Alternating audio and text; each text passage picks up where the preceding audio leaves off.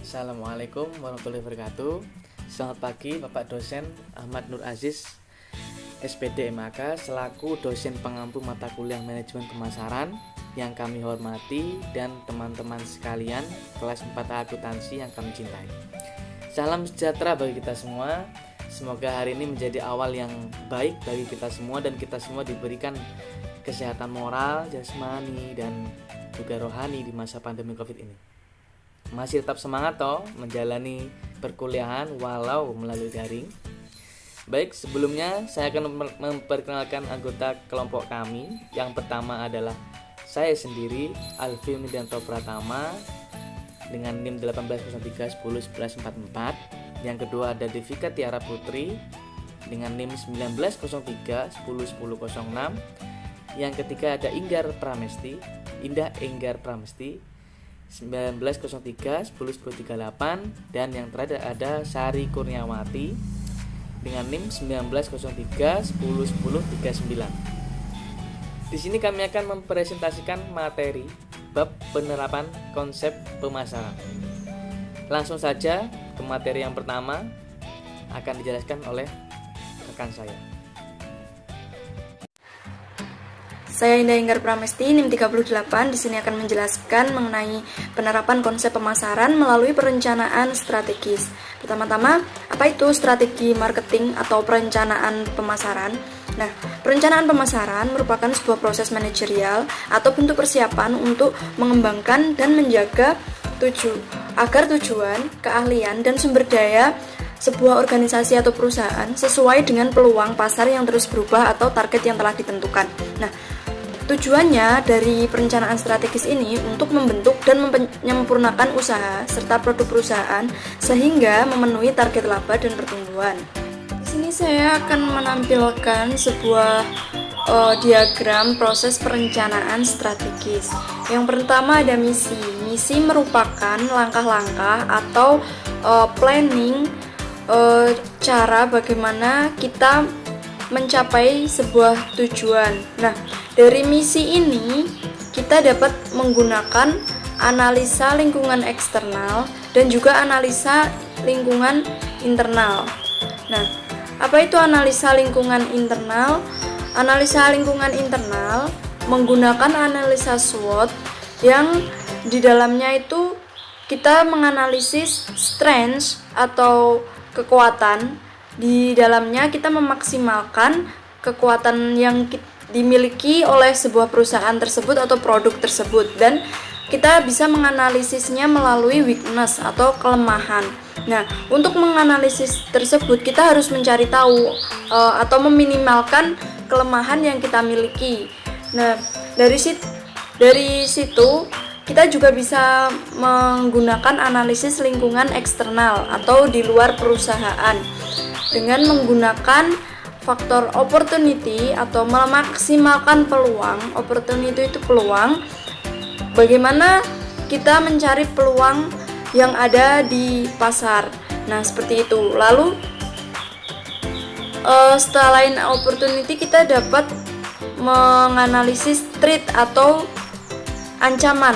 Ancaman apa aja yang harus kita hadapi dalam melakukan proses pemasaran atau persaingan. Nah, selanjutnya ada formula sasaran atau perumusan tujuan, goal formulation, yang merujuk pada tujuan spesifik untuk periode perencanaan. Berikutnya ada perumusan strategi atau strategi formulation yang bertugas memilih strategi yang mendukung terciptanya keunggulan kompetitif. Lalu ada formula program, yaitu di mana di dalam situ kita membuat program-program tertentu dalam proses manajemen pemasaran. Nah, setelah menentukan formula sasaran, strategi, dan formula program, langkah selanjutnya yaitu kita realisasikan langkah-langkah tersebut atau kita laksanakan sesuai dengan daftar yang telah kita buat atau planning yang telah kita buat. Lalu kita lihat setelahnya apakah strategi tersebut telah berhasil, dan hal tersebut kita lakukan di proses evaluasi. Nah, di dalam proses evaluasi ini kita menggunakan manajemen pemasaran sebagai tolak ukur apakah strategi yang telah kita lakukan tersebut membawa keuntungan dari perusahaan dan bagaimana cara kita mempertahankannya atau meningkatkan proses pemasaran suatu produk atau perusahaan tersebut. Lalu kita bisa mengambil keputusan seperti misalnya keputusan apakah kita tetap menggunakan strategi tersebut atau kita memperbaiki strategi tersebut, dan apakah hal-hal yang perlu kita kembangkan lebih kuat lagi untuk menghadapi persaingan yang mungkin dengan seiring perkembangan zaman dan waktu bisa lebih berat lagi. Nah, seperti yang kita ketahui sebelumnya, kita pernah belajar mengenai analisa SWOT, Strengths, Weakness, Opportunity, and Threat. Analisa SWOT merupakan suatu metode perencanaan strategi yang digunakan untuk mengevaluasi faktor-faktor yang menjadi kekuatan, kelemahan, peluang, dan ancaman yang mungkin telah mencapai suatu tujuan dari kegiatan proyek atau intuisi lembaga dalam skala yang lebih luas. Untuk keperluan tersebut diperlukan kajian dari aspek lingkungan, baik aspek yang seperti saya sampaikan tadi, aspek internal dan eksternal. Nah, dalam melakukan analisis SWOT ini tidaklah mudah karena hanya dengan itu alternatif-alternatif strategis dapat disusun.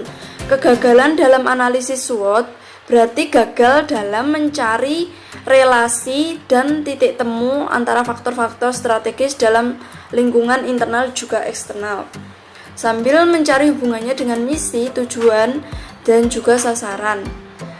Hanya dengan analisis SWOT ini, karena proses pemasaran itu kan merupakan suatu hal yang vital dalam sebuah perusahaan, karena pemasaran itu menjadi tolak ukur dan menjadi faktor di mana kita bisa menentukan sebuah keputusan apakah harus kita tetap stay atau lanjut untuk mengembangkan bisnis tersebut.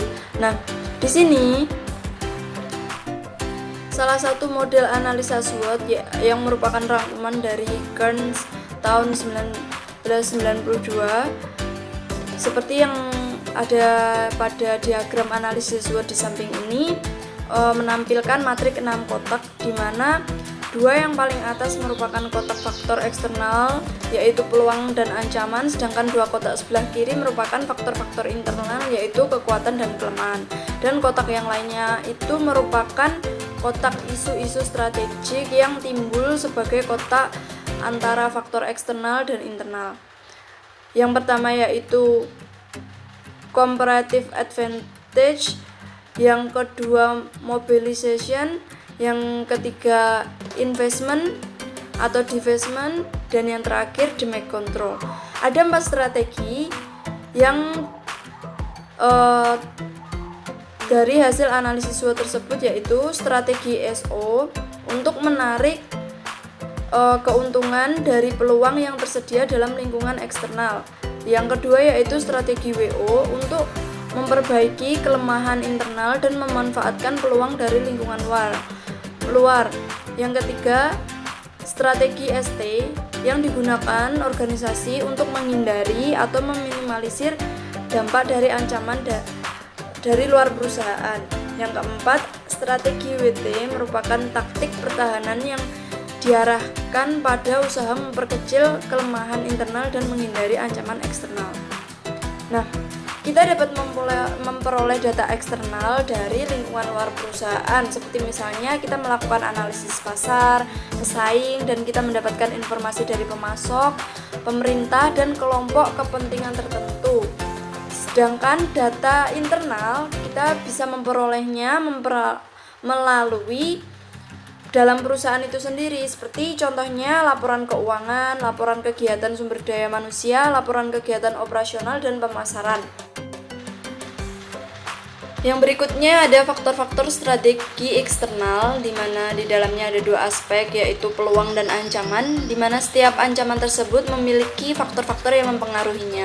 Yang pertama yaitu peluang.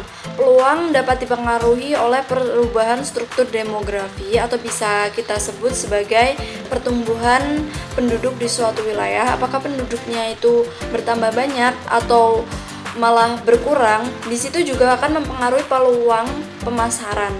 Nah, apabila penduduknya banyak, maka peluangnya juga besar.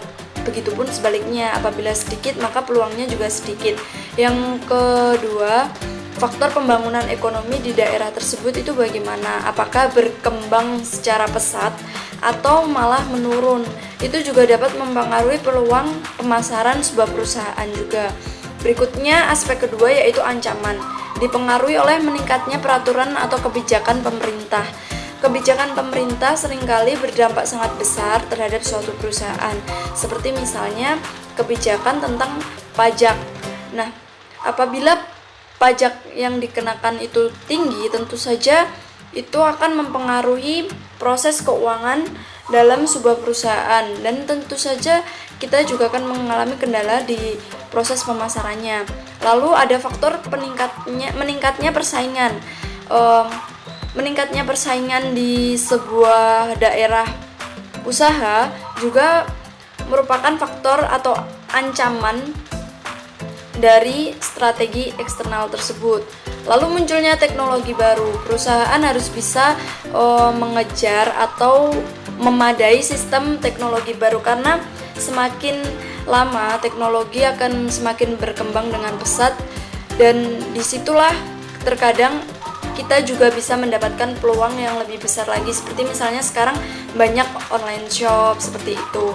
Lalu yang terakhir ada faktor saingan perusahaan internasional di dunia. Nah, bagaimana perusahaan tersebut bisa bersaing lebih besar lagi dengan perusahaan internasional. Yang berikutnya ada pula faktor-faktor dari strategi internal atau dari dalam perusahaan. Ada dua aspek, yaitu kekuatan dan kelemahan, di mana aspek-aspek tersebut juga sama dipengaruhi oleh beberapa faktor. Yang pertama, bagaimana budaya perusahaan yang mempunyai nilai, harapan, serta kebiasaan masing-masing orang yang ada di perusahaan tersebut, yang pada umumnya tetap dipertahankan dari satu generasi ke generasi berikutnya. Hal tersebut mempengaruhi aspek kekuatan dari strategi internal. Jadi apabila perusahaan tersebut memiliki budaya yang bagus atau budaya disiplin kerja, budaya kerja keras, seperti itu juga mampu mempengaruhi kekuatan dari strategi internal. Lalu bagaimana pengalaman top manajemennya? Apabila memiliki top manajemen yang baik, maka proses pemasaran pada strategi internal ini juga akan menjadi lebih baik. Lalu bagaimana integrasi vertikal atau kerjasama antara top manajemen dengan bawahannya atau karyawan-karyawannya? Apabila hubungan atau relationship antara top manajemen dan bawahannya itu tidak baik, maka akan terjadi miskomunikasi, dan miskomunikasi tersebut mempengaruhi kinerja sebuah perusahaan dan akan berpengaruh kepada perusahaan tersebut tidak akan berkembang jika di dalamnya akan muncul masalah-masalah baru. Lalu bagaimana hubungan yang baik dengan orang lain atau mitra kerja? Apakah perusahaan tersebut memiliki mitra yang baik dengan perusahaan lain? Tersebut juga mempengaruhi kekuatan dari strategi internal. Lalu memiliki orientasi internasional, di mana perusahaan menerapkan SOP sesuai standar internasional, seperti misalnya time is money, lalu disiplin kerja, seperti itu. Lalu berikutnya ada aspek kelemahan. Nah, dari aspek kelemahan ini ada faktor yang mempengaruhi, yaitu research dan development yang kurang mendukung. Terkadang banyak perusahaan yang kurang dalam melakukan research atau hal-hal yang baru, dan akan menimbulkan ketertinggalan dalam melakukan sebuah pemasaran. Nah, hal tersebut dapat mempengaruhi strategi internal, dan itulah kelemahannya. Lalu saluran yang kurang efektif bekerja. Jadi yang seperti yang saya jelaskan tadi, bagaimana relationship antara top manajemen dan bawahannya itu, apakah hubungannya itu sudah efektif atau tidak seperti itu juga mempengaruhi oleh faktor-faktor strategi internal. Lalu bagaimana kondisi keuangannya? Apakah kondisi keuangannya itu baik atau tidak? Nah, kondisi keuangan yang tidak baik atau kurang baik tersebut juga merupakan kelemahan dalam suatu perusahaan dan akan mempengaruhi mempengaruhi strategi internal perusahaan tersebut. Lalu posisi global yang kurang menguntungkan seperti terjadinya inflasi pada suatu perusahaan atau terjadinya sebuah peperangan di sebuah negara tersebut juga merupakan kelemahan dari pemasaran dan merupakan faktor-faktor yang mempengaruhi strategi internal. Nah, itu tadi penjelasan dari saya, kurang lebihnya mohon maaf atas perhatiannya, terima kasih. Assalamualaikum warahmatullahi wabarakatuh. Saya Devika Tiara Putri, NPM 06, akan mempresentasikan bab tentang memenangkan pasar melalui perencanaan taktis. Salah satu perencanaan taktis merupakan menggunakan konsep marketing mix atau bauran pemasaran. Marketing mix adalah perangkat alat pemasaran taktis yang dapat dipadukan oleh perusahaan untuk menghasilkan respon yang diinginkan oleh pasar sasaran. Marketing mix adalah semua faktor yang dikuasai oleh seorang manajer pemasaran dalam rangka mempengaruhi permintaan konsumen terhadap barang dan jasa. Faktor-faktor yang mempengaruhi perencanaan taktis ada 4, yaitu produk, place, price, dan promotion atau 4P. Produk adalah sesuatu yang ditawarkan perusahaan kepada pasar sasaran. Harga adalah jumlah uang yang harus dikeluarkan oleh pelanggan untuk memperoleh produk tersebut, dan tempat termasuk aktivitas yang mengkonsumsikan keunggulan produk dan membujuk pelanggan sasaran untuk membelinya. Sekian presentasi dari saya, kurang lebihnya saya mohon maaf. Assalamualaikum warahmatullahi wabarakatuh. Baik, di sini saya akan menjelaskan tentang penerapan pemasaran dengan membangun kepuasan pelanggan. Yang pertama adalah pelanggan. Pelanggan kita tahu adalah pihak yang memaksimumkan nilai. Para pemasar harus menentukan jumlah nilai bagi pelanggan dan jumlah biaya yang ditawarkan setiap pesaing untuk mengetahui bagaimana posisi penawaran mereka sendiri. Kepuasan pelanggan merupakan fungsi dari pandangan terhadap kinerja produk dan harapan pembeli. Banyak perusahaan yang bertujuan TCS atau yang kita sebut Total Customer Satisfaction, sehingga para manajer pemasaran mempunyai tanggung jawab yang terpusat pada kualitas. Mereka harus berpartisipasi dalam merumuskan strategi dan kebijakan yang dirancang untuk membantu perusahaan agar unggul dalam persaingan melalui keistimewaan kualitas total, termasuk kualitas pemasaran dan juga kualitas produksi. Mengapa mementingkan pelanggan? Pelanggan adalah orang yang penting dari segala urusan bisnis. Pelanggan tidak tergantung kepada perusahaan, tetapi perusahaanlah yang tergantung pada pelanggan. Pelanggan membentuk perusahaan dan pantaslah mendapat pelayanan dari perusahaan dengan baik. Pelanggan bukanlah benda yang dapat dihitung dengan statistik. Pelanggan adalah manusia yang hidup dan memiliki perasaan dan emosi. Pelanggan bukanlah seseorang yang dapat didebat dan dipermainkan seleranya. Pelanggan adalah mereka yang datang dengan keinginan, kebutuhan, dan harapan. Dengan demikian tugas perusahaan untuk memenuhi kebutuhan tersebut. Bagaimana mengetahui, mengukur, atau memantau kepuasan pelanggan? Ada beberapa metode yang dapat digunakan, antara lain sistem keluhan dan saran, menyediakan kotak saran atau keluhan. Yang kedua adalah survei kepuasan pelanggan, dengan memberikan kuesioner baik dikirim lewat pos ataupun diberikan pada saat pelanggan berbelanja. Yang ketiga adalah lost customer analysis, yaitu adalah perusahaan menghubungi para pelanggan yang telah berhenti membeli dari perusahaan mereka. Yang keempat ada ghost shopping, yaitu perusahaan menggunakan ghost shopper untuk mengamati kekuatan dan kelemahan produknya. Dan yang kelima ada sales relate method. Itu adalah kepuasan pelanggan diukur dengan kriteria pertumbuhan penjualan. Yang terakhir adalah customer panels. Perusahaan membentuk panel pelanggan yang nantinya dijadikan sampel secara berkala untuk mengetahui apa yang mereka rasakan. Kiat menangani keluhan pelanggan. Dalam hal ini terjadi ketidakpuasan. Ada beberapa kemungkinan tindakan yang bisa dilakukan pelanggan. Yaitu kita dapat lihat dari gambar 8 yang sudah ada di Word kami. Yaitu yang pertama ada konsumsi produk, yaitu bisa menghasilkan hasil yang baik atau hasil yang buruk. Hasil yang baik pelanggan bisa ambil lagi. Hasil yang buruk pelanggan kecewa ataupun tidak kecewa.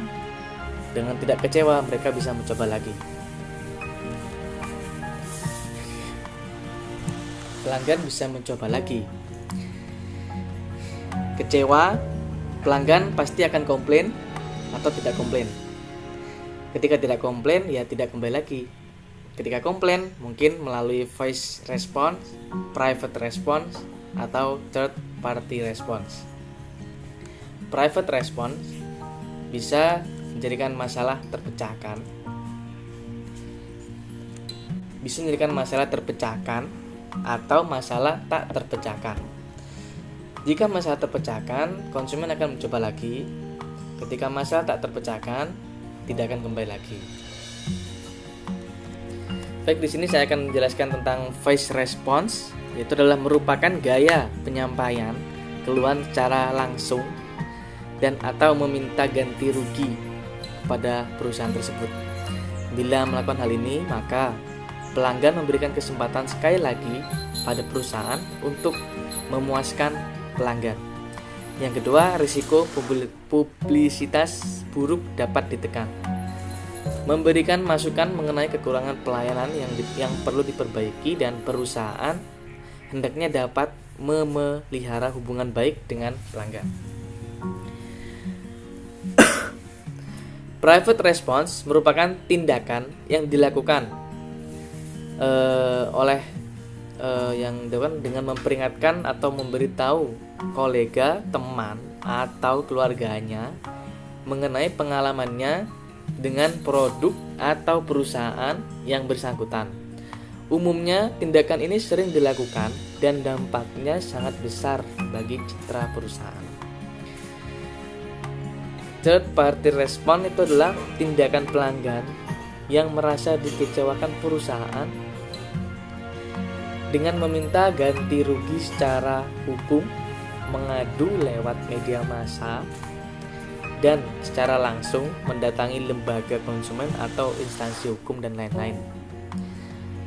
Selanjutnya ada 4 aspek penting yang harus selalu diperhatikan dalam menjalankan kiat menangani keluhan pelanggan. Yaitu yang pertama ada empati terhadap pelanggan yang marah. Yang kedua ada kecepatan dalam penanganan keluhan. Yang ketiga ada kewajaran atau keadilan dalam memecahkan keluhan. Dan yang keempat adalah kemudahan bagi pelanggan untuk menghubungi perusahaan.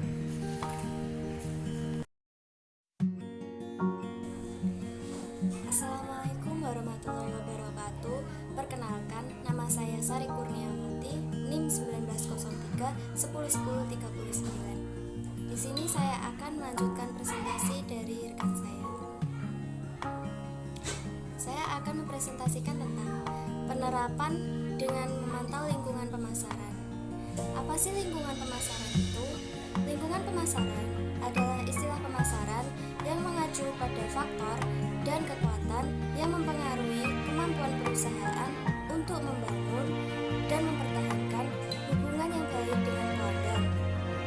Lingkungan pemasaran harus terus dipantau karena banyak perubahan-perubahan global yang harus dapat diantisipasi oleh firma. Antara lain adalah percepatan yang besar dalam transportasi, komunikasi, dan transaksi keuangan internasional yang mengarah pada pertumbuhan perdagangan dan investasi dana yang pesat, terutama perdagangan trisumbu, yaitu negara Amerika Utara, Eropa Barat, dan Eropa Timur. Jadi, pada intinya, lingkungan ini berisi pelaku pemasaran serta peluang dan ancaman bagi suatu perusahaan yang saling mempengaruhi. Keberhasilan dari manajer pemasaran adalah dapat menganalisa dari pengaruh faktor dan kekuatan tersebut. Lingkungan pemasaran dapat dibagi menjadi dua, yaitu sebagai berikut. Lingkungan mikro. Lingkungan pemasaran ini berhubungan dengan pelaku-pelaku yang aktif berperan dari dalam maupun dari luar perusahaan yang mempengaruhi kemampuannya untuk melayani pelanggan. Dibagi menjadi 4, yaitu A. Perusahaan. Dalam lingkungan internal perusahaan meliputi manajemen puncak, keuangan, litbang, pembelian, manufaktur, dan akunting. Ya, B. Pelanggan. Mereka merupakan pihak-pihak yang menggunakan barang atau jasa dan menciptakan demand atau permintaan di pasar. Beberapa jenis pasar adalah pasar konsumen, pasar besar, pasar pedagang besar, pasar pemerintah, dan pasar internasional. C. Masyarakat. Kelompok yang mempunyai kepentingan potensial atau yang sudah terwujud atau berdampak pada kemampuan suatu organisasi untuk mencapai sasarannya. Sebagai contoh, masyarakat keuangan yaitu bank, investor, dan pemegang saham. Sedangkan masyarakat atau warga yang bertindak sebagai kelompok lingkungan yaitu organisasi konsumen dan kelompok minoritas. D. Pesaing. Seorang pemasar harus mampu melihat pesaing secara produk yang dihasilkan serta sifatnya. Yang kedua adalah lingkungan makro. Lingkungan makro adalah kekuatan masyarakat yang lebih luas yang dapat mempengaruhi seluruh lingkungan mikro, antara lain demografi, ekonomi, alam, teknologi, politik, dan budaya. Pertama, lingkungan demografi. Ledakan pertumbuhan penduduk menyebabkan peningkatan konsumsi sumber daya dan populasi. Ada pemasar yang mengidentifikasikan lingkungan demografi berdasarkan pertumbuhan populasi dan bauran usia populasi, pasar etnis, kelompok pendidikan, dan pola rumah tangga. Seperti contoh dalam buku Carter 1997, ada marketer yang mengidentifikasikan kelompok umur sebagai pasar sasaran.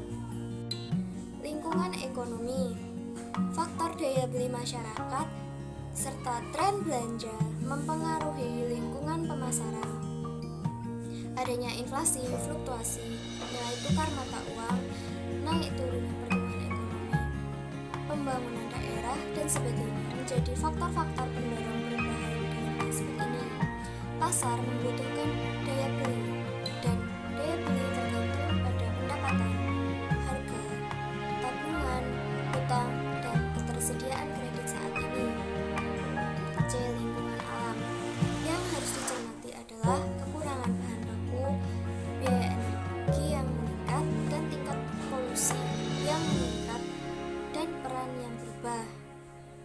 D. Lingkungan teknologi. Perubahan teknologi harus disikapi dengan open-minded agar perusahaan dapat beradaptasi dengan cepat dan tepat. Penyesuaian tidak hanya dengan cara pemasaran saja, tetapi juga dari proses bisnisnya, material yang digunakan, media komunikasi, dan sebagainya. Hukum dan politik. Aspek ini berkaitan dengan kebijakan pemerintah yang bisa membatasi kegiatan pemasaran, namun bisa juga dijadikan peluang. Walaupun begitu, biasanya pihak manajemen sangat